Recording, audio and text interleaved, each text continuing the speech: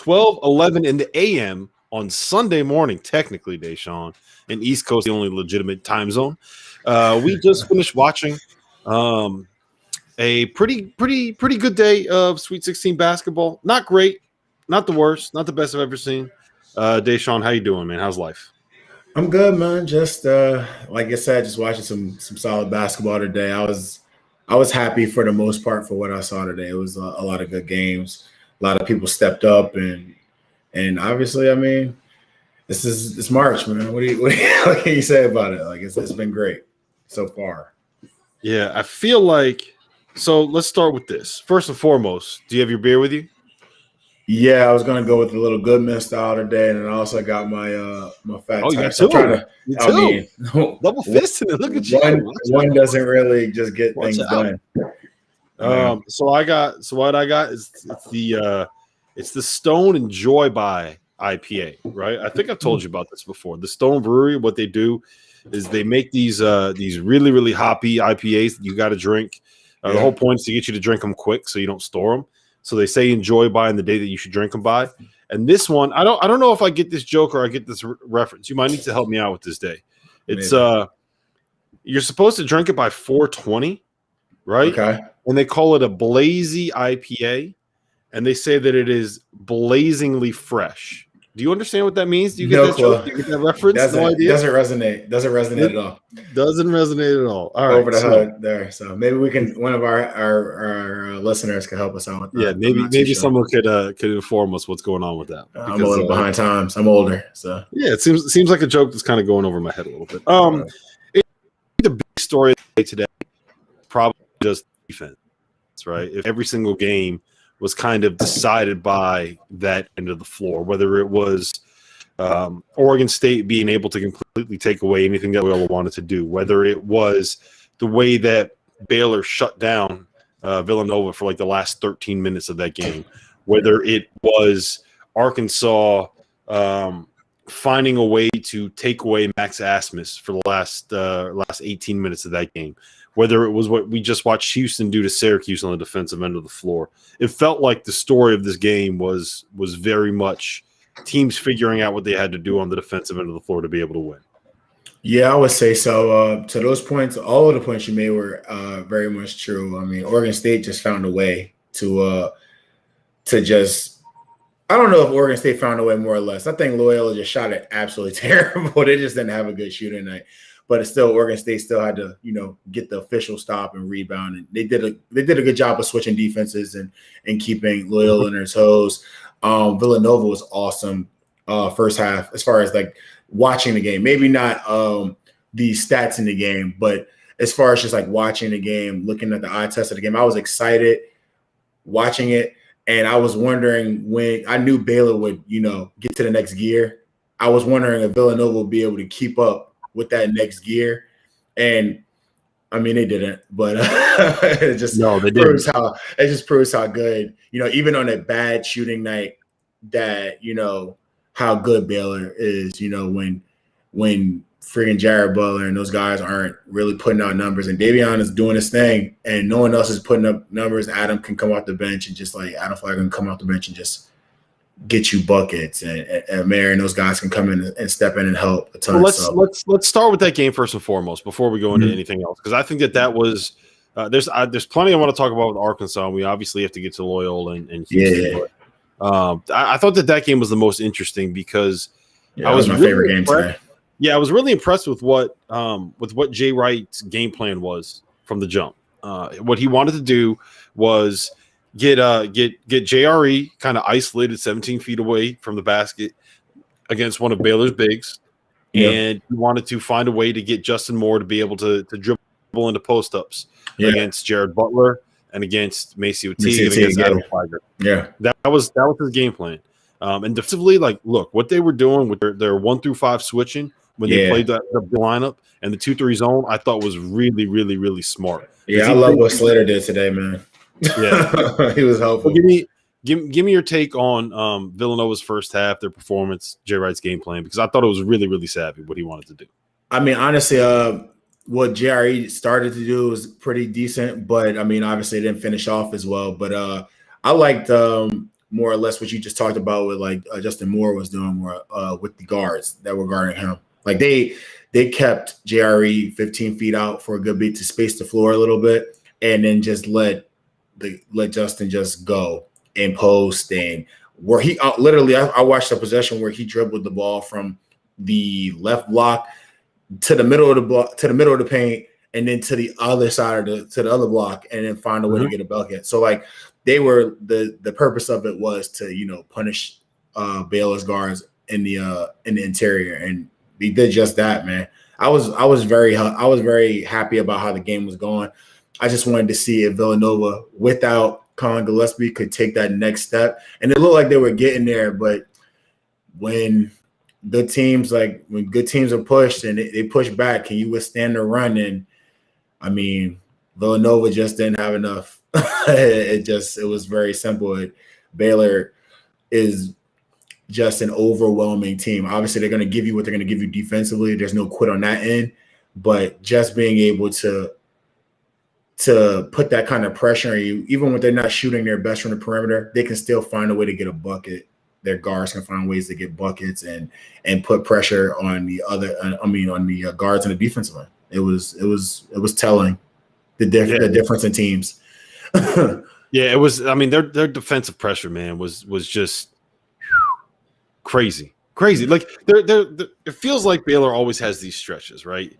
And I wrote about this tonight. It's something's going to be coming out in a little bit, but they go through these stretches where they just kind of say, you know what, fuck you, I'm done playing. Like I'm taking this game over, and it feels like for the most part, Davion Mitchell is the guy that's kind of the instigator and all that. And the moment for me, the moment that changed this game was when Brandon Slater had that dunk, right? Yeah, you know what I'm talking about? Like left hand down the middle, and down the left side of it, basically. Yeah, so JRE gets an offensive rebound, the ball gets kicked out, gets swung around to Brandon Slater. And like the whole point of the Baylor defense is you're not going to be able to get straight line drives all the way to the rim because A, our perimeter defenders are too good to let you do that, and B, we know where you want to go, and we're going to send help there early. Well, Brandon Slater squared the dude up, ripped through on him, took two dribbles to his left. He rejected that screen, hammered that shit. Yeah, and he elevated over the help side and dunked it on two dudes. Yeah, and that moment right there made it 39-33 with 13 minutes and 30 seconds left.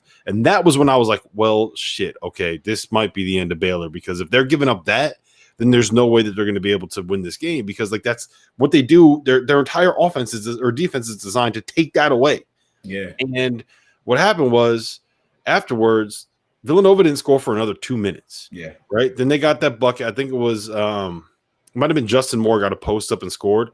And then after that, they didn't score again for another 5 minutes and 15 seconds. So they had, after that dunk, they had 2 points in the next 7 minutes of game time. And that is when Davion Mitchell went like Super Saiyan and completely took away whoever had the whoever was handling the ball. He had a couple where he literally just ripped the ball out of dudes' hands. There was the one play, the one that really stood out to me was there was the loose ball, right? Yeah. And like you saw Davion catch one in the face, and you could see him grab his hand. And then the loose ball came up, and I think it was it Mark Vital that dove on the floor, knocked it loose. It ended up in Jared Butler's hands. He throws it up the floor to Davion, and he goes and he finishes lefty with over and through Jermaine Samuels. You know what I'm talking about? Just that lefty one. And that was the one that was like, okay, like this is Baylor woke up. Yeah. That's when I was like, Baylor woke up. I honestly was worried about Villanova early because when I saw Chris Archie bring the ball up and I saw Davion and they ended up getting the turnover really quickly, I was like, oh, this is going to be a long night for Villanova. But obviously that first half, they came and competed.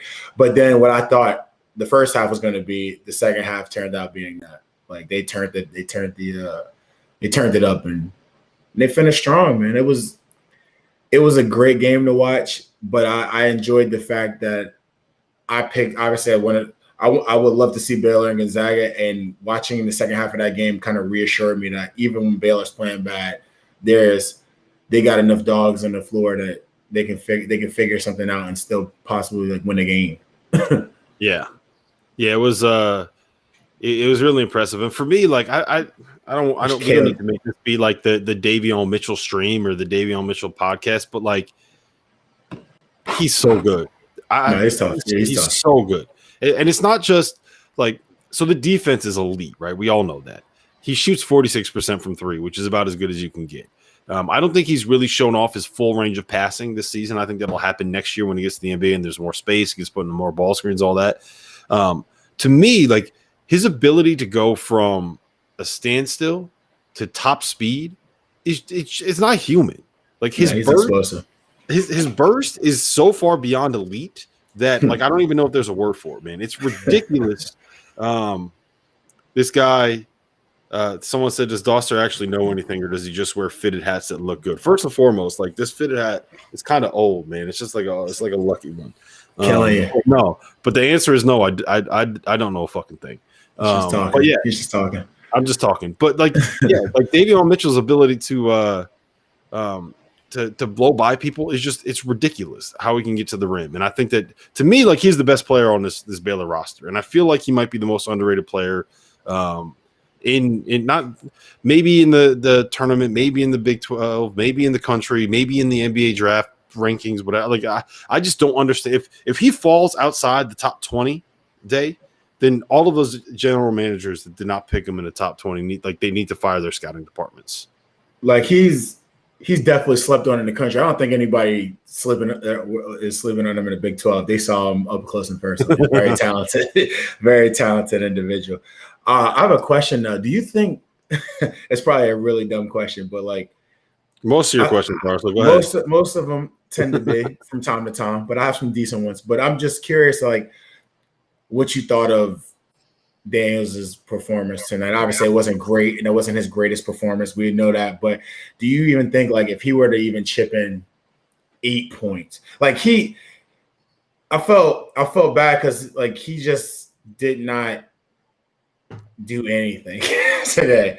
And in all games, you know, where Villanova needed another score or someone else to, like, you know, hold the team up a little bit.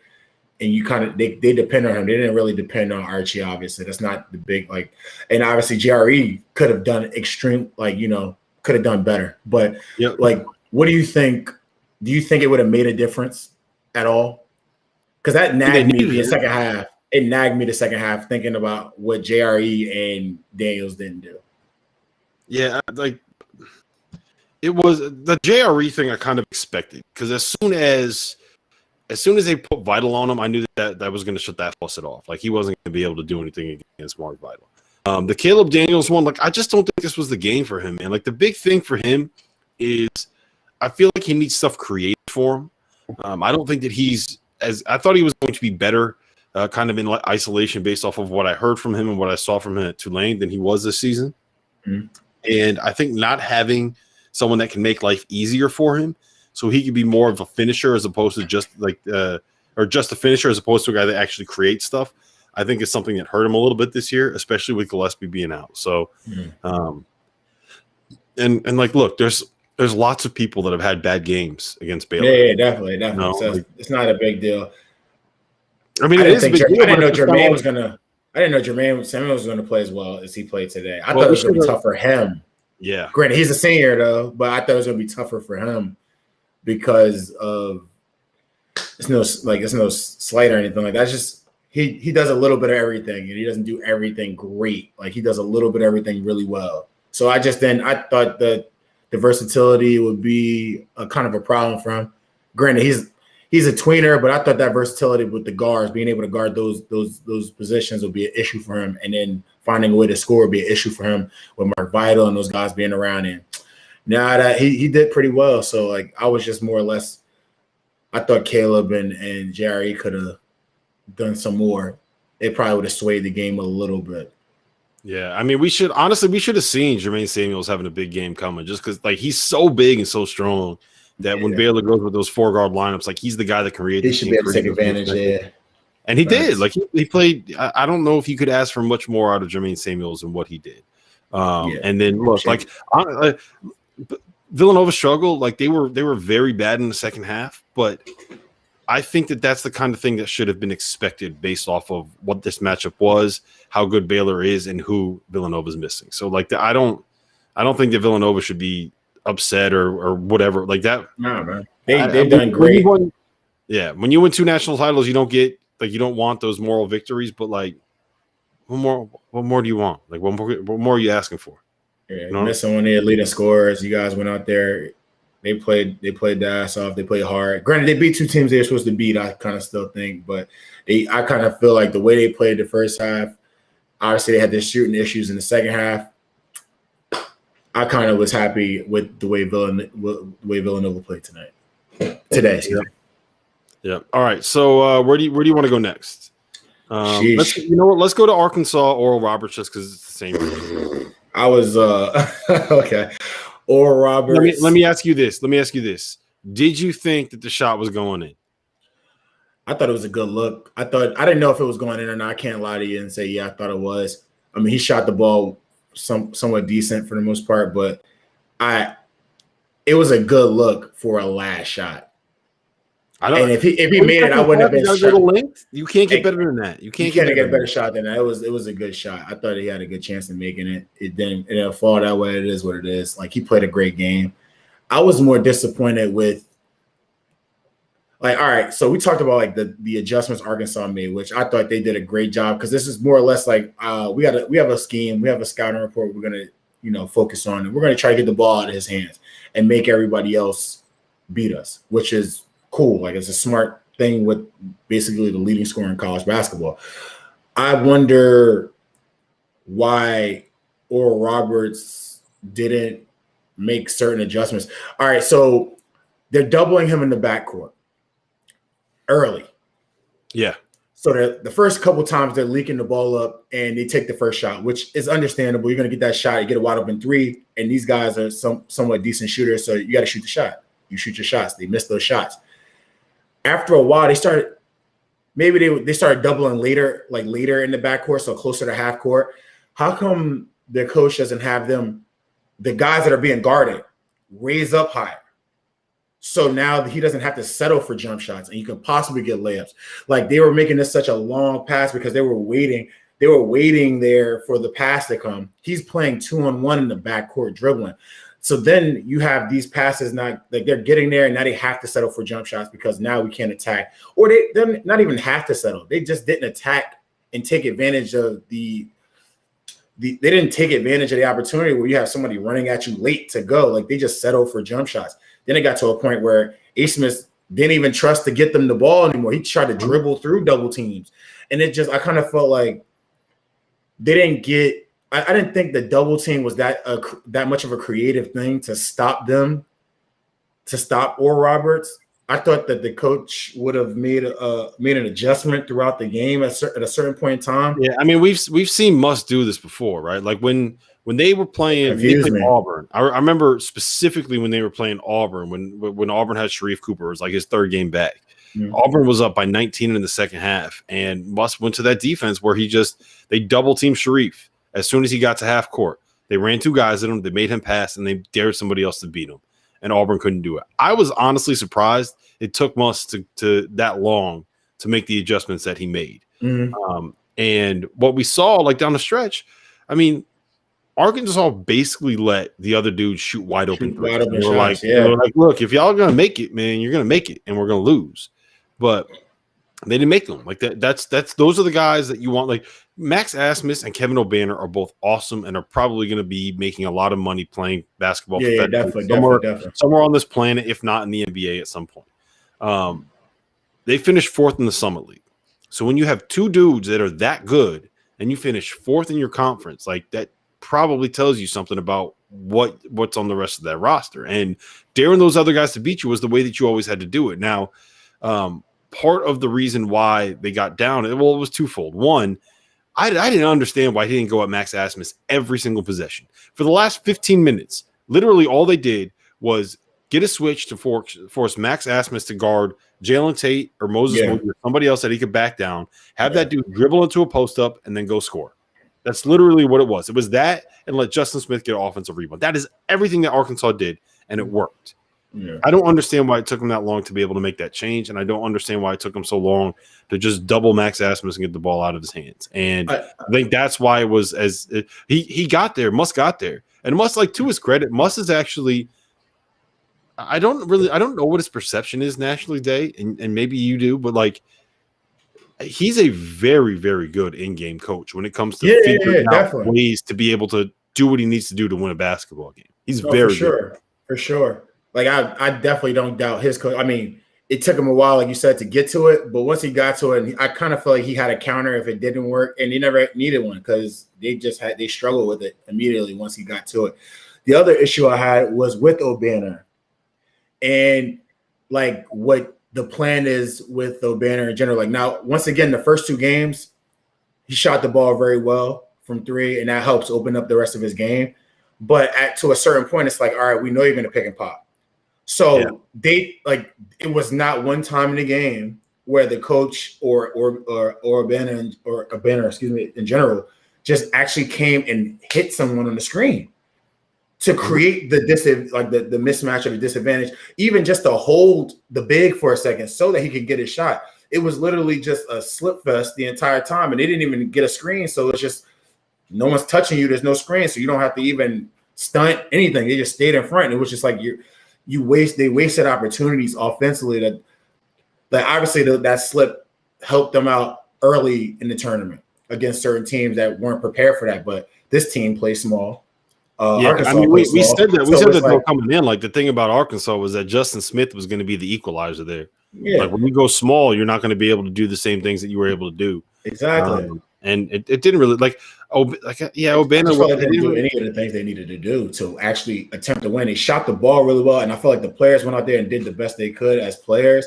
And I just feel like sometimes, I feel like college basketball is one of the big issues I kind of have watching some of the games. Some people just fall in love with just running sets completely. Even when they have really good players, they fall in love with running sets. Mm-hmm. And as opposed to just like, all right, we got what we want here. We have A. Smith, the leading scorer, and we have Justin Smith. They switched. All right, cool. Maybe we don't want to have A. Smith go against Justin Smith. Granted, he's the leading scorer in college, but definitely want O'Banner and freaking whoever. Like we want O'Banner and Tate. Like Tate on O'Banner's back. And granted, they were doubling from time to time and so on and so forth when it came to him. But still, you want to go to mismatches sometimes and then make them play out of rotations. Like when you just get nothing out of a ball screen and he just constantly slips, and now the defense is just set up and just waiting there and just watching you. It does absolutely nothing for Oral Roberts, who needs motion. We need the defense to move so they can take advantage and use their quickness and use some type of misdirection so that their 2 guys can do the majority of the scoring for the team. I just felt like they just stood around for so much of certain sets. Not all the game, but they just stood around for a good bit of time where they could have used those opportunities to score the basketball. Yep.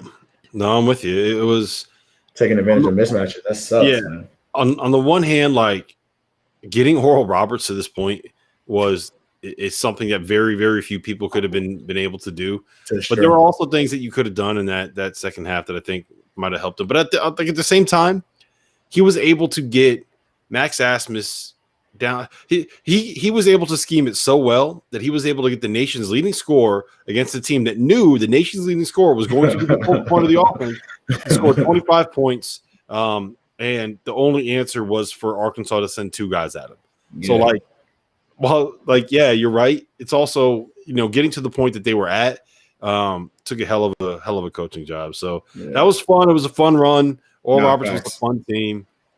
And shout out to Arkansas, man. Like they played absolutely great. So they shot the ball well. Tate played great. Davis got a big shot at the end. Like I was impressed with the way they played offensively for sure. And they beat him up in the glass. Oh yeah. Devo Davis though, look, man, if I was an Arkansas fan, Devo Davis would put me in an early grave watching this dude play. On the one hand, I love everything about the effort that he plays with and the intensity that he plays with and the little things that he does and the fact that he could play. How many minutes did he play? Let me make sure I get this right because I want to be able to give him all the credit. He was at 34 minutes. So he played 34 minutes, and for the entire second half, he was guarding the best player on the other team 94 feet, right? Yes. He got a bunch of offensive rebounds and kept plays alive. He made some plays defensively that he needed to be able to make. there's a lot of things that he did really, really well. And there's a lot of things about his game that I really, really like. At the same time, that dude leaves the country in what the fuck was that moment? Bro. Some of the shots that he took, dude, the lob that he tried to throw to a 6'1" point guard. Like, listen, if that shot didn't go in, layup at the other end, like if that shot didn't go in, I'm pretty sure there would be a highlight film of some of the stuff he did today. But like, here's the thing: like, he did a lot of things that were really, really good and really, really important, and were the reason why Arkansas was able to make that comeback. He also did a lot of things that were the reason why Arkansas was down. Like, can you imagine if you put Devo Davis and Andre Curbelo on the same team? Can you just imagine what would happen? Andre Curbelo's a gray hair waiting. Highlights and so many dumb plays. Like, it'd be unbelievable. It's a gray hair waiting to happen for coaches, like with Curbelo, and Curbelo in general will literally cause you gray hair. So just the crazy ass passes he makes and decisions that he makes sometimes. Sometimes it's like, oh, that's an amazing pass, and then it's just like, oh. Yeah, because like he also had the game time layup. No, it was the layup that put Arkansas up by 1. Like, he was the guy that made that pass. He got into a crease in the zone. He was able to find Justin Smith at the rim and for the layup and for the bucket. He got that assist. So it's not all bad. What do you make of this matchup, Arkansas and Baylor in the lead 8, and then we can go to the other side of the bracket. What do you make of that? I don't see Arkansas bullying Baylor, but at this point, man, I can't even count Arkansas out anymore. You just don't fucking know. I mean, Arkansas has shot the ball really well. I don't think they're going to beat Baylor, in my personal opinion, but you just never know. I still think Baylor has too much firepower for them now. And if Baylor wanted to, they could play a little bit bigger. Their bigs are better than Arkansas's bigs. Arkansas kind of, I feel like they go small because they have to, in a sense, not because like, oh, we need to change it up and pick up the pace or we got to worry about guarding the other team type deal. I kind of feel like they have to because their bigs aren't as they're not as capable to keep up with other teams' bigs. So then they have to go small so they can create an advantage. I don't think you'll be able to do that with Baylor at all. There's been teams that are a little bit better than Arkansas that have tried that it's not going to work out on. But now the thing is, though, with Arkansas, I wonder, like, and how everything is with the touchy-feely thing. I know Baylor's a very physical team, so they can pick up some. I mean, it's very possible that it'll be a closer game than I'm thinking it will be, but I got Baylor, though. Yeah, my big thing is that I think Justin Smith kind of does all of the same things that you ask Mark Vital to do. I think he might just be a little bit better at them, especially on the offensive end of the floor. Like, I think he's a better offensive rebounder. I think he's a better finisher on the basket. I think he's a little bit of a better vertical athlete. So that's going to be a fun matchup. But if you look at all of those other positions, I don't think that, it depends on, I guess it depends on the matchups for what you get from Jalen Tate, but I don't think he's going to be able to just post up Baylor's guards the way that he was against Max Asmus. Especially with the kind of ball pressure that Baylor's guards can provide. Like, that's what they wanted. That's what Villanova tried to do with Justin Moore, and it didn't necessarily work. So, I mean, we'll see. I think that the fact that the big thing with Arkansas is they're a little bit undisciplined, and I don't think that you can do that against Baylor. Like, I think that you have to, like, you can't make mistakes. You can't beat yourself. And there's too many times where Arkansas does things where they beat themselves. But I'll tell you this much, man, that team's going to fight and they're going to scrap. And you're almost guaranteed. I feel like with Arkansas, you're almost guaranteed to have some kind of a close game. That's just kind of who they are. And with Justin Smith in the lineup, I think they're 23-2. And some Arkansas fan, the Arkansas fans in the chat can probably correct me if I got that wrong. But there's something ridiculous with Justin Smith. All right, yeah, they will. Let's move on. Let's go to let's start with Oregon State and Loyola, because I think that's a little bit more interesting than Houston pounding Syracuse the way we all expected Houston to pound Syracuse. Yeah. So Loyola got up 9-3 with what was it, like 13 minutes into the game, and then proceeded to score 7 points the rest of the first half. What do you make of the Ramblers and the end of the run for Loyola? I was shocked. Like, I think the first the first 10 minutes of the game might be one of the worst offensive games I watched. Like, well, I don't know. They just didn't make shots. Like, I feel like Loyola just did not have a good shooting night, and Oregon State benefited off of that. And I really couldn't make much out of it. Like, they got the shots they wanted, they just did not make them. And Oregon State 2-3 kind of played a part in that as well. I mean, I think their coach did a good job of switching defenses and keeping Loyola on their, keeping them on their toes. But I mean, I didn't see anything too wild from Oregon State to throw this Loyola team off, and they just did not have a good shooting night. And Williamson had a bunch of wide open threes that he did not knock down. Keith Clemens had a bunch of shots he just did not knock down. They didn't have any bench scoring today. I mean, it was just overall, it just was not a good shooting show for them today. So Oregon State they had their guys. I mean, not all of them were shooting well either, but I mean, Ethan Thomas played well, again, and Lucas made a big jump shot toward the end. He shot the ball very well toward the end. So they had guys make shots at the right time, man.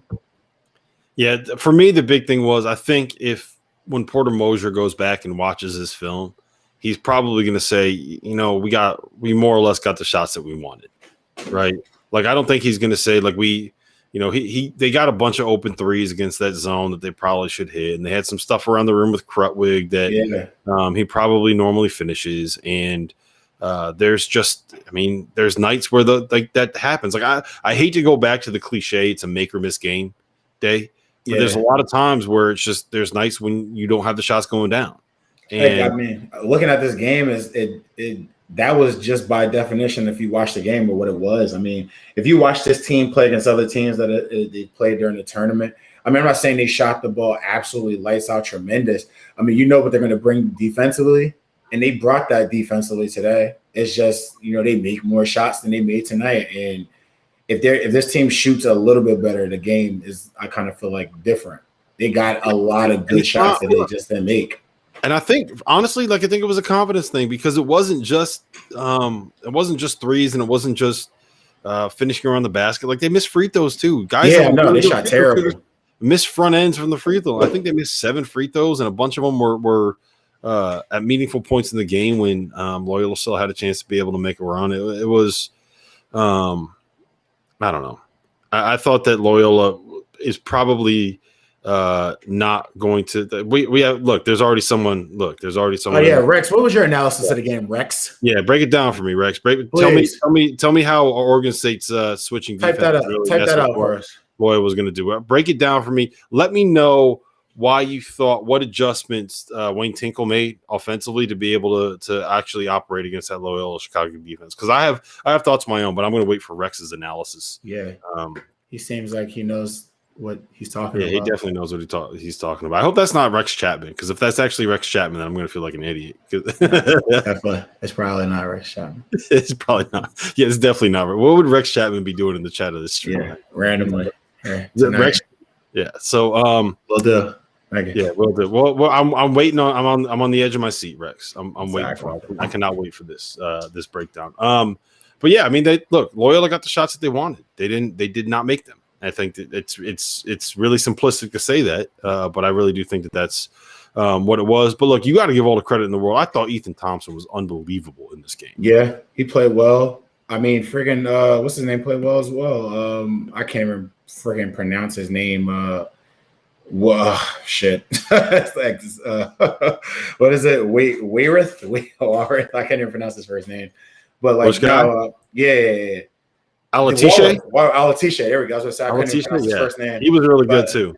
He played solid. It was just, at the end of the day, bro, I kind of feel like watching the game. Loyola runs their system. They run the system pretty well. They have Krutwig catching the ball at the 3-point line. They space the court really well. They have their guards screening for one another so they can get downhill drives and off the handoff. And at the end of the day, they get people, they draw people in, and they kick and gap. They gap and kick, and they just didn't make shots, man. At the end of the day, they just didn't make the shots that they made in previous games. there was no, and then obviously the zone makes you stand around a little bit more than usual. So there was no like mystery behind the game. Watching the game, it was just a matter of them making shots or missing shots, especially since Oregon State was in the zone for a good bit of the game. Yeah, you know what's funny, Day? I'm pretty sure Rex thinks that we're Jeff Goodman, because if you go back and look at what he's saying, like I'm pretty sure he thinks we're Jeff Goodman. If you go back and you look at it, and you look at you're talking about you guys picked this team the last time. He said, that's usually the same thing that you. He said, "I can't believe Stadium pays Jeff Goodman for this analysis," but like neither of us are Jeff Goodman. Yeah, I'm not Jeff. I'm sorry.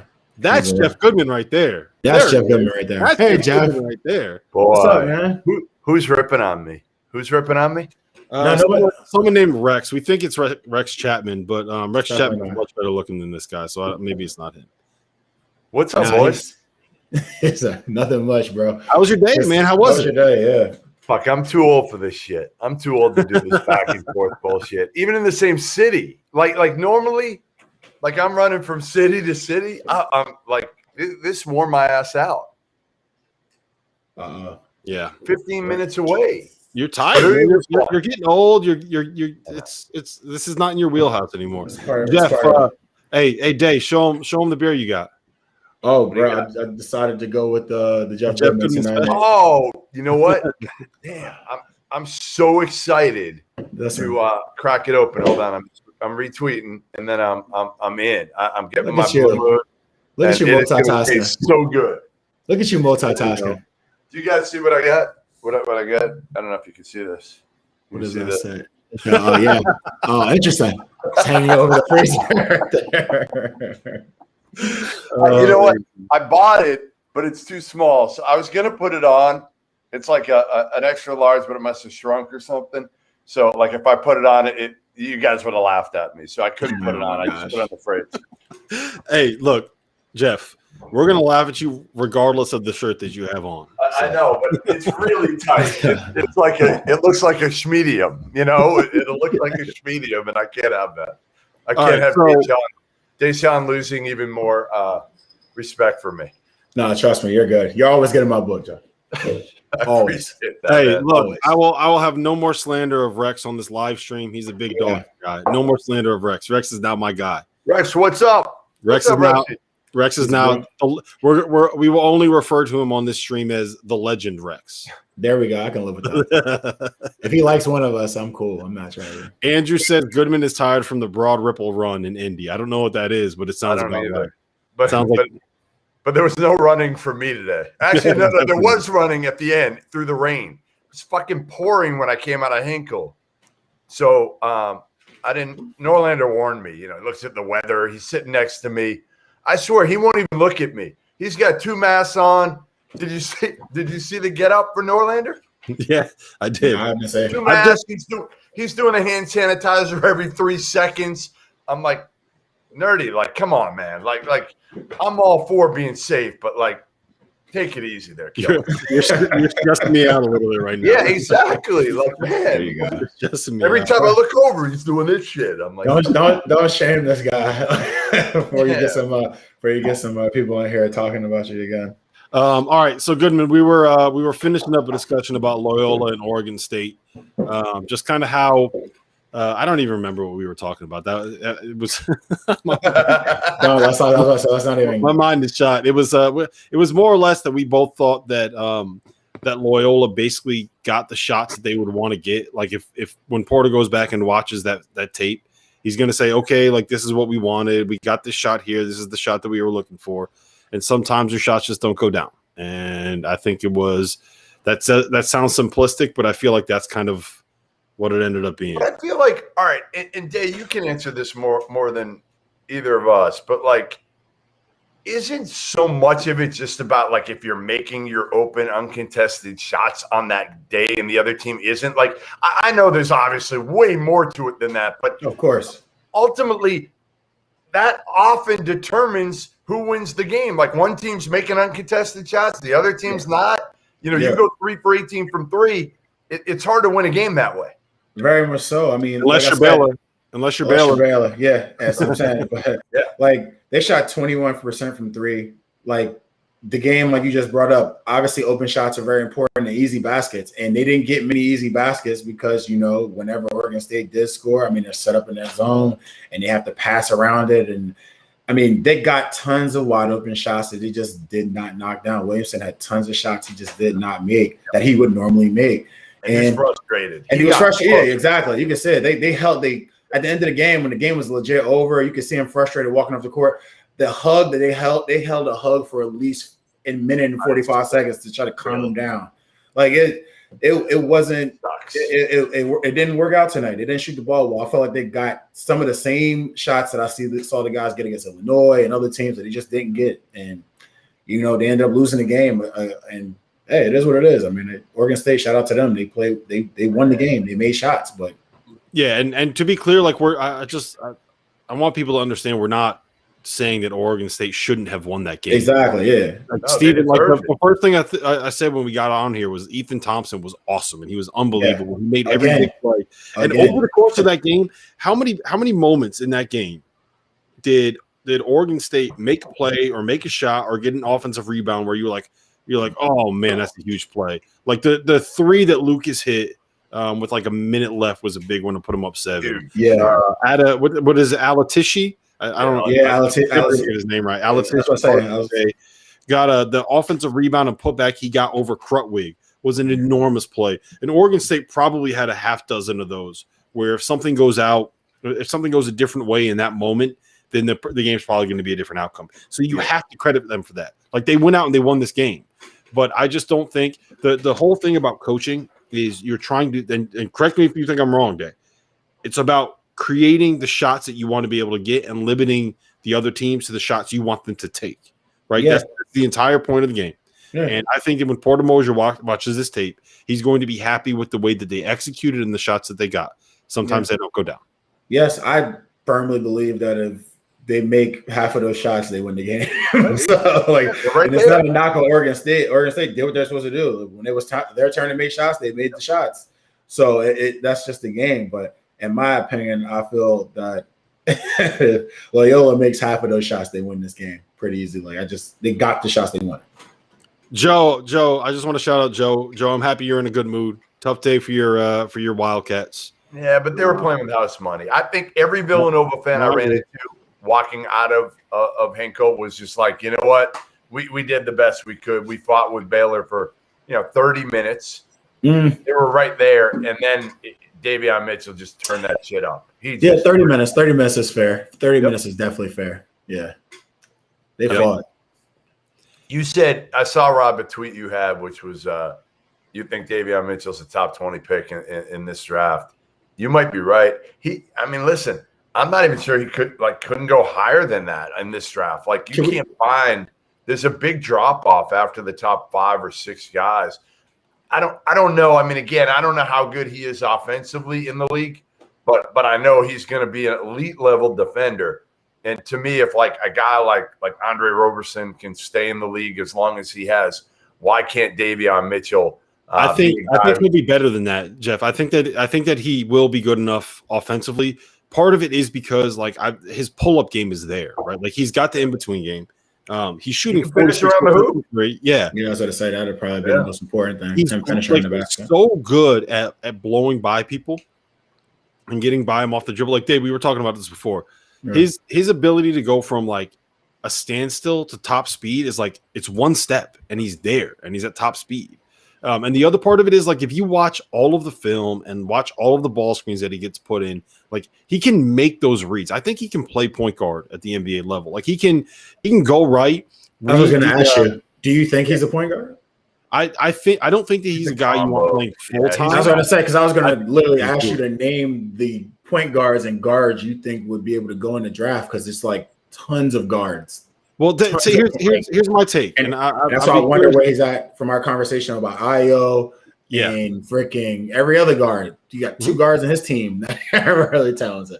So I wonder where he falls at, and with Sharif, all these guys.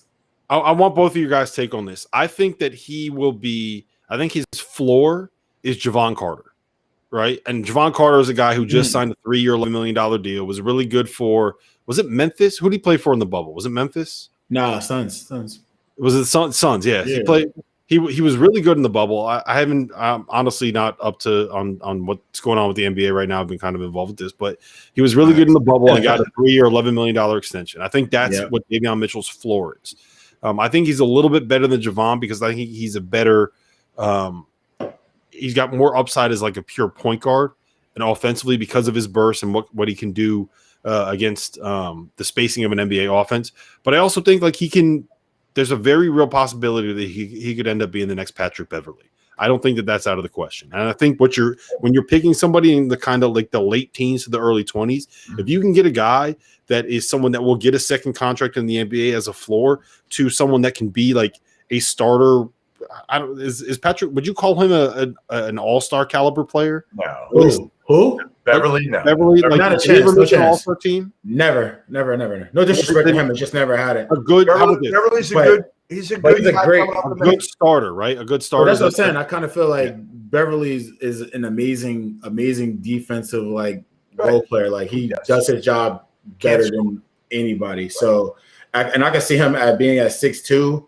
He can definitely do that. I think he could do a little bit more offensively.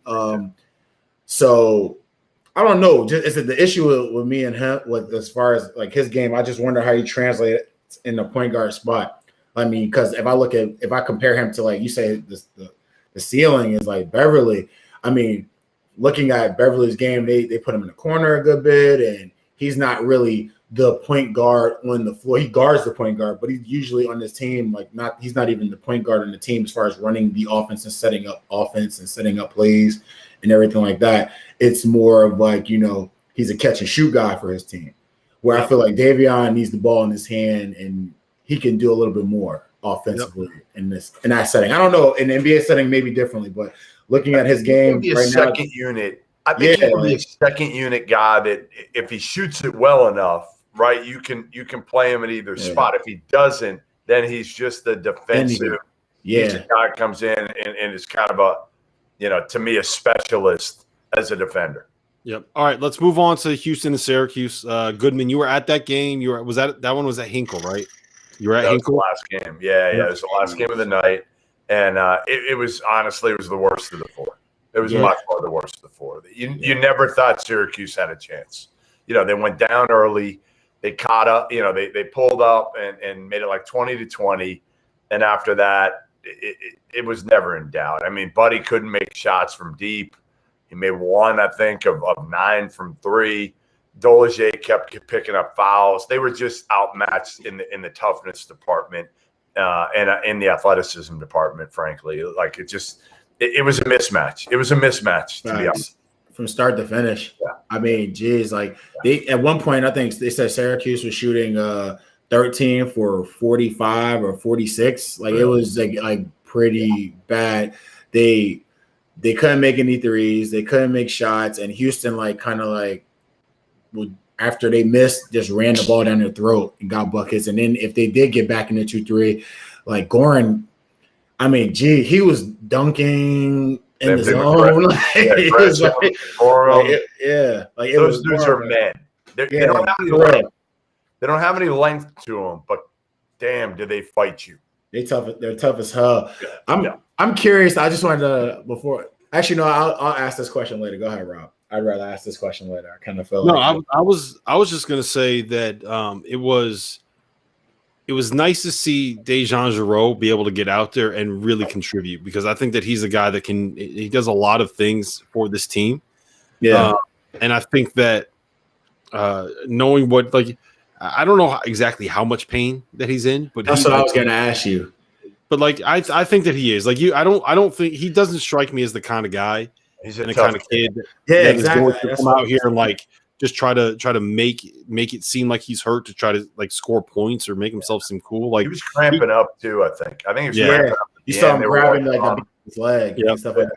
And that's what I was curious, because I don't know much. I've had my slew of injuries in my life, but I don't really know too much about. Shut up! I don't really know too much about hip pointers though. So and it seems like it's very painful, and I'm curious. Well, have you ever taken? Have you ever taken like a knee to the thigh, and when you get those it's like a contusion, like those deep bruises and those deep knots in your thigh? Yeah. Imagine that, but but in your hip instead of on your thigh. Like that's kind of what it's like. All right, so this is just like a bone bruise or a contusion type deal. It's just the kind of thing where it's really sore right on a joint. So every time you take a step and every time you move and every time you swing that leg, it's just kind of like there's pain there. And it's not. He was good though in the lane tonight. He didn't look like he had any issues. So good. And that's what I'm saying. That's how talented he is. But that's what the question was. I was just wondering, like, I know it's important to win, and I just wonder, like, for his health, more or less, like, is this going to like damage anything? Because I don't know anything. I'm not a doctor. I don't know anything about hip pointers at all. So I just wonder, like, I felt like they were going to beat the brakes off of Syracuse, and once the game started, they beat the brakes off of Syracuse. So like, why was he even out there? Like, I don't see that. You're playing for each game at this point. You're just you're just trying to get that next win, and then you're worried about can he play or can he play. I think at this point, and that's what I was wondering. And yeah, Dave, I don't think this is the kind of thing where it's like playing more on it is going to make it worse. Make it worse. That's what I was asking. That's more or less what I was wondering. It's just the kind of thing you're going to have to deal with for a while and play through it. And maybe take a couple extra Tylenol before the game and get out there and see what you can do. All right, cool. Goodman, I also want to shout out, and I know you'll appreciate this one. I want to shout out Quentin Grimes and the improvement that he's made. Facts. We've had him on the on the stadium show that we do. And the kid, like, flaming out at Kansas the way that he did, not going one and done when he expected to go one and done. Like, that's the kind of thing that can break a lot of players. And it has not. He got in the gym. He worked his ass off. He's become a really good 3-point shooter. He's playing at an All-American level. He's probably the best scorer on a team. That is, I mean, let's be frank. They got to beat the team that finished 5th in the Pac-12 to get to the Final Four. That's how close they are. Amazing. Right. That's what stands between them and the Final Four. Crazy. And the other part that Quentin Grimes is, he's a good sport because, Dave, we made him he's got a half-brother who plays in the NHL. And we asked him some – Are you serious? Maybe replay it for you. It's hilarious. We hit him with some hockey questions. He knows nothing about hockey, like zero. Right? What did I ask him? What was one of the questions, Rob? It was basically like, okay, what do you call that black thing that they play with? And it's the puck. And he was like, I don't know. Like, I got no answers for that. I don't want to watch my brother stuff, bro. Oh, it was so funny. Hey, you know a lot about hockey. Come on. Tons. Hey, look, he's from Newark, man. He's from the home of the Devils. I don't know anything about hockey. Yeah, they were in West Orange when I was like in school, and then when I left, they moved down to Newark. So, like, I didn't make many New Jersey Devil games. All right, let's talk a little bit about this Houston-Oregon State matchup, and then we can discuss briefly. We can go over the matchups for tomorrow. I think we all just give our picks and then we call it a wrap because we can go into that more in depth tomorrow, Goodman. So, Houston, Oregon State, what do you got coming up? How do you feel about this matchup? What do you like? Dave, why don't you go first? Like Houston? I mean, honestly, is anybody really picking Oregon State? I mean, I didn't pick him today, though, but Loyola was different. I just feel like Loyola was different. As somebody said, I can't remember who said it. They're like, even the sister Jean factor feels like gave him like 2 more points. Like just by having Sister Jean, everyone's like, well, they're so much better. And it's like the dumbest thing ever. Like I said it all year, like Loyola beat one team worth of shit in the regular season, and that was Drake. And they didn't even have their best player for 2 of the wins. Mm-hmm. So, again, they were great in this tournament so far. They were terrific. They dismantled Illinois, had a great game plan. But, why were they 7 points better in Vegas than Oregon State? I don't know the answer to that. I don't think that it was wrong where the line was. I think that evidently it was, Rob. No, I think that it got a little bit overinflated because the game was going to be a low scoring game. But I mean, I think that Loyola, I mean, they were so good defensively, man. Like, I don't think that you can really. Ken Palm is wide. That's what Andrew said. No. It's not just Ken Palm, but it's like if we're going to talk about what teams lost to, like go look at who Oregon State lost to this year. It's not like they lost to all these great teams. But they were really good the last month. Really good. Yeah, they've been great the last month. And Loyola Chicago just beat Illinois by 13 in a game that wasn't even close. So I mean, that's why the line was high too. I don't want to overreact to one result on a game where all three of us are basically saying like Loyola had some good shots and didn't make them. And Joe, I did call the under. I did call the under, but I was fucking sweating that under so bad, Goodman. I thought for sure. Yeah, the total was 124.5 and ended at 123. Okay. I thought for sure that yeah. So Loyola had a half court shot. The lefty, the Wojcik kid, had a half court shot, bounce off the rim that would have put the total over. You got it. There's no way. I didn't even see the end because I was busy taking video of the Tinkle clan.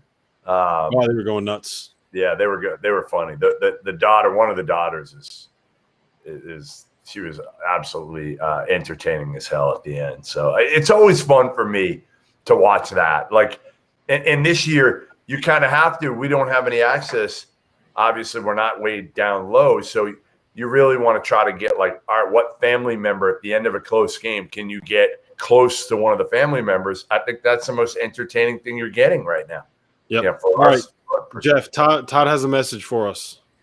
All right. Let's do it. If Todd's telling us to do it, we got to do it. All right, Todd. We got you. We got you covered. When Todd tells us to do something, we do it. All right. Let's start with let's just start from the top of the bracket and go down. So Creighton Gonzaga, real quick. Give me your 30-second thoughts. Day, I want you to start. I have Creighton giving Gonzaga some issues tomorrow. I feel like Marcus Zagorowski is going to go out there and do what he needs to do. I feel like Denzel Mahoney is going to go out there and cause some issues. I see Rob turning his head left to right. That only makes me feel more confident in what I'm saying. Todd's laughing. Everybody's against what I'm saying, but I don't care. I really just love what Creighton does as a team. And I think they've had some issues early, but I feel like they're fighting through them, and they can use those issues to turn this win and make this win special. So I got Creighton. Day knows what he's talking about. I'm behind you, Day. I think it's going to be a game. Yes. I don't know if I'm calling the upset. I'm not sure I'm calling the upset, but I like the points for sure in that one. 13.5 points. And listen, the point guard matchup, it's going to be really, really important. Zagorowski against a young freshman in Jalen Suggs in a big moment. My biggest concern is that the things that Creighton wants to do play directly into the hands of what Gonzaga wants to do, right? And I don't think that you can beat Gonzaga at their game, which is what I think Creighton will do. Was it Gottlieb Goodman that came on here and called Creighton Gonzaga light? Yeah. Yep. Or maybe it was Diet Gonzaga or something like that. But so what I think that Creighton should do, I don't know if they will do this, but what they should do is take the air out of the ball, try to turn it into a 60 possession game, and hope that you have one of those nights where you make 14 out of 28 from three. And I think that's the best way to go about it. I mean, we saw the most competitive game that Gonzaga played before they got to their conference tournament it was probably the game when Jalen Suggs got hurt against West Virginia. But beyond that, it was against St. Mary's. And what St. Mary's did was they slowed everything down. They took 25 seconds off of every shot clock. They put everybody into ball screens, and then they tried to win that way. They faded the offensive glass, and they just said, okay, if we don't make our first shot, then you can have the ball, but you're not getting the layup at the other end of the floor. So I don't know if they will do that, but I think that's what they need to do. Who's the X factor for that game? Your guy, Denzel Mahoney. Exactly. That's what I said. And I feel like Denzel's going to go against your boy Kispert. I feel like this will be an amazing moment for Denzel Mahoney. Well, I think the problem is there's no answer for Drew Timme. That's the biggest problem for Gonzaga. Like that's why I don't think Creighton can win the game. I think they can play with them. I think the only way you beat them is somehow getting Timme in foul trouble, and I don't know how you do that. It's a strange scenario because Christian Bishop isn't going to put any pressure on Timme on the offensive end in the post, and then it's going to be a handful to have to guard Timme in the post as well for Christian. The only thing I could think of is just running Timme around into those ball screens and just getting out and Well, yeah, capping and getting those guys. Like, I feel like that's the best bet for those guys. I think what you want to try to do is put them into ball screen after ball screen after ball screen, and see if you can't, hope that they play drop. See if you can't turn the corner and go at them and pick up a couple quick fouls if you're Zagorowski. That's that's what I think that they should try to do. But I don't know if that's what is actually is going to end up happening. Yeah. All right, so let's move on. We have Oregon, USC. Goodman, I'm going to let you do the honors of this one first.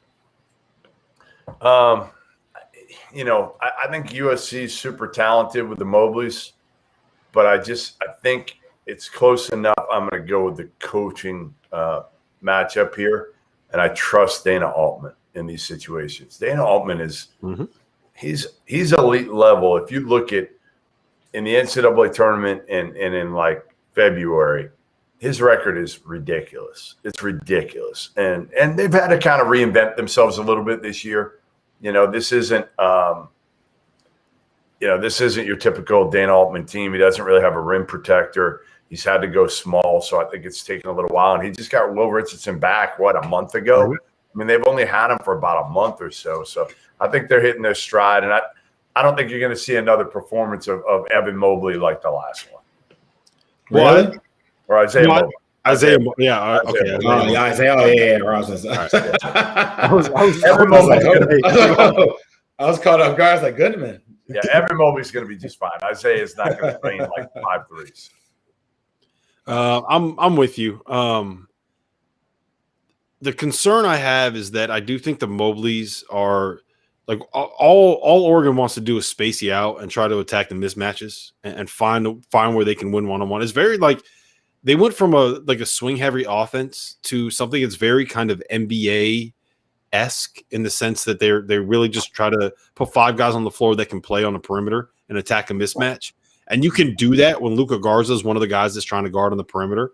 I don't know if that's necessarily going to work against Isaiah and Evan Mobley because I think that they're pretty good at being able to move their feet, but it's also that's also something that can be exploitable. And at the end of the day, in a game where I think both of the teams are even,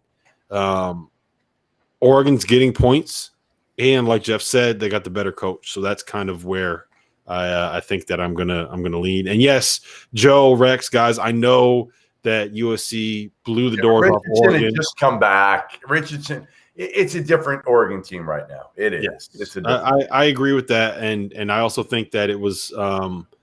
I think that was the first real test that Oregon got coming out of their COVID pause. But regardless, like tournament time, when it comes down to it, I do think that coaching matters, and I do think that Oregon's going to win. Day, where are you on that game? I kind of was with you until you just switched to Oregon. I think that the difference between Iowa and USC is the fact that those bigs are a little bit more mobile. And what do you call small ball again, Rob? It's not small ball. It's called something else. It's like skill ball. Skill ball. There you go. And it's not small Oregon, ball. Skill it's ball. not small ball, skill ball. And Oregon does a great job at skill ball, but skill ball doesn't really work when you have a big that can actually slide and stand in front of you. I feel like the Mobleys won't be that much of a defensive liability guarding Oregon. And once you turn to the other end, their style of play, it gets right to them. And I feel like the way they played in the offensive glass against a team around the same size as Oregon with Kansas, I don't foresee them having too much of an issue beating Oregon. Yeah. All right, let's move on to the next game, which is probably the most interesting one, the one that I'm the most excited to see. The one that everybody in this chat is going to want to hear us talk about. Florida State, Michigan. I thought you were talking about UCLA, Alabama for a minute. No, definitely not. Like, no, there's like 6 people in LA, and then like Nato's family. Like those are the people who are going to actually care about that game. Yeah, Don't disrespect Nick. Michigan and Florida State. Facts. I'm gonna put this one on you first. I'm gonna put the pressure on you. You got to make the decision. There's all these Michigan fans in the chat right now, and you don't have to worry about it because I'm with them. I'm with Michigan. Right. I'm with Michigan. I know that it's pretty easy to – not pretty easy. I know what Florida State's going to do, and I understand that Coach Hamilton's an amazing coach, but, like, those guys are going to be the ones on the floor. And at the end of the day, I don't see what they're going to be able to do to match up with Hunter Dickinson. I just don't see, like, I watched him play against guys as big as him, smaller than him, and he's found a way to be an absolute beast. And I just can't foresee them doing it. Now, can they get the ball out of his hands if they're doubling and things like that nature when he catches the ball at the block? Yeah, but sealing and catching, like, I feel like Hunter Dickinson and Franz are more than enough to get by FSU. I can't. I know they switch. I know they can they do a great job of being in the help defense because they're a very good help defensive team. But I just feel like they don't have enough for those guys. I think it's going to come down to Juwan's game plan, right? I'm very, very interested to see how he's going to attack this thing. And I think a lot of it's going to have to be getting Hunter and Mike Smith into ball screens and trying to slip those screens, trying to find ways to be able to get Hunter some post seals once he gets those switches, trying to allow Franz to be a little bit more of a playmaker because he's got the size. I think that Mike Smith is going to have issues dealing with some of that length. That's the thing that worries me. It's more or less what Mike Smith does and how he reacts to that size, because they're going to pick out, they're going to sag, they're going to pick on him in a sense. Yeah, I mean, that's the big concern that I have is the length that Florida State's going to be able to throw at Mike Smith at the point. And like, here's the thing, like, Balsa is able to switch, right? Even the 7-footer Balsa is able to get out and guard point guards. And it's not like there isn't size everywhere else. Like, yes, Hunter Dickinson is going to be able to overpower just about anybody else on the Florida State roster. But like Raekwon Gray is 6'9" and 260, right? Scotty Barnes is 6'8" with a 7'3" wingspan. So it's not like it's going to be automatic layups every single time he gets it, as if it would be a 6'4" dude down there in the post. So my bad. Go ahead. No, the last thing I was going to say is that the way that Florida State's defense works is it takes you out of what you want. Like the entire reason Ham runs this stuff is to take away you being able to run offense to get shots, you being able to scheme shots, you being able to get shots out of your set. And he's daring you to try to beat them one-on-one. And he's saying any one of my 5 guys will be able to guard any one of your 5 guys one-on-one in isolation. That's what he wants you to try to do, is to beat them one-on-one. He's saying we're better. I don't know who on Michigan can win those one-on-one matchups. I know Florida State isn't as good defensively as they've been in the past. I just don't like who wins. Like that's my big concern. Like where do you win those matchups if you're Michigan? And the thing I kind of look at is, well, one, it's funny, they just said Franz. Franz is going to be the X factor, obviously, for the game. It's just it is what it is. But when you play against teams that switch a ton and they're longer teams around the same size guys, I mean, it sounds good to say, like, all right, cool, these guys will be able to switch, but you're often creating tons of mismatches. And granted, they use these switching defenses to get you out of your offense. When you have somebody that's physically bigger than most of the guys out there, like, I hope that the 7-footer switches out to Mike Smith. Mm-hmm. Like, I hope that happens so that they can rotate the ball and get the ball to Hunter Dickinson. Or high-low it to Hunter Dickinson, that's exactly the thing. That's the thing. It's just like when you play against these teams that do these. What do we got? Goodman's making the call. What's he got? What do we got there? Oh, we got the Michigan hat. Yeah, I'm telling you, man. Like the Michigan hat is gone. Oh, he's just taking Florida State, baby. I'm thinking the Seminoles. The setup. The length, the athleticism is going to be too much for Mike Smith to handle. He couldn't handle LSU. Couldn't handle that athleticism, that length. How's he going to handle Florida State? LSU's uber athleticism, though, in comparison. I feel Florida State has good athleticism. They got good athleticism, and they can shoot it, and they're well coached. And I don't think – where's the pizza at? Yeah. Where's the pizza at? Good call. Thanks. We got another mention. Whoever wins this game is not getting by Bama and Jelly Fam JQ. Todd. Thank you, my man. Hey, Goodman, we found your fan. We're gonna have Rob. You're gonna be butthurt if Michigan gets by FSU and then just gets through Bama. No, Like, I want Michigan to win. I want Michigan to win this game because I want to see them. I want to see them go up against Alabama because I think that's a fascinating contrast of styles. Yeah, that would be a lot of fun to see that matchup. But yeah, I do think Alabama ends up getting out of the region, and that's mostly just because, like, if Livers was there, I think that Michigan would probably end up winning that game. But without Livers, like, that's a difference maker. That's a game changer. So, all right, last one. We have Alabama and UCLA. I'm going to let you go first, Dave, because Goodman. Dude, don't put the pizza in the microwave. You got to put it in the oven. No, got to put it in the microwave. It's quick, instant. Yeah, I got to get it heated up here, man. You got to put it. You put it in the. No, it's gonna get all soggy. No, you don't reheat pizza in the microwave. Whatever. I'm hungry. Listen. I'm hungry. I'm tired. Goodman, they want to know. They want to know how good the pizza in a minute. They want a rating for the pizza. What do you got? Oh my gosh, sounds like my guy. 7.5. 7.5. Oh man, what's my guy's name from Barstool? See, look, you gotta do what you gotta do, Rex. What do you want? Listen, zap in the oven. Zap it, Goodman. You're good, bro. Zap the pizza. It's right. Come on, man. Good. What am I? I'm some high class dude. I just gotta get. I gotta get the pizza in my stomach here.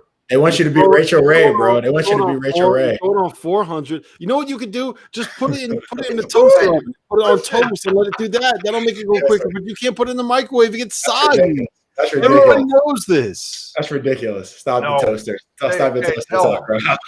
No, like 20 seconds, 15 seconds, you're fine. You're good, man. Exactly. Fucking. It's not that. Come on, it's pizza. Let's not get out of control. Silver spoon Dauster. That's what he is. The entire chat is like, you got to use the oven. There's no patience. This is a rookie move from Goodman. Yeah, they're killing us.